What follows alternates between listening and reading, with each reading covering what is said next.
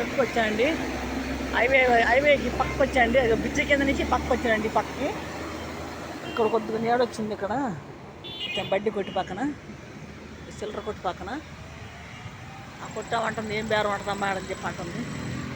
మాకే బేరాలు ఉంటుంది అంటున్నావా? ఇక్కడ పెట్టాను. ఈ బడ్డీ కూడా తీస్తారంటే ఇప్పుడు లేదు.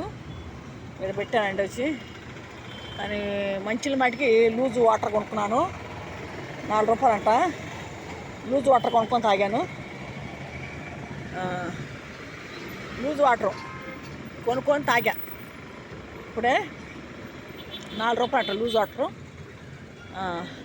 ఇదిగోండి హైవే కింద, హైవే కింద ఉన్నాను, బ్రిడ్జి కింద. ఇప్పుడు ఇటు వచ్చాను. ఇటు వచ్చి ఇటు పక్క పెట్టానండి.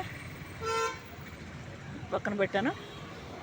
ఏమో ఒక చల్లబడ్డా చూసి అమ్ముడిపోతే పోయి లేకపోతే లేదు, వెళ్ళిపోవటమే.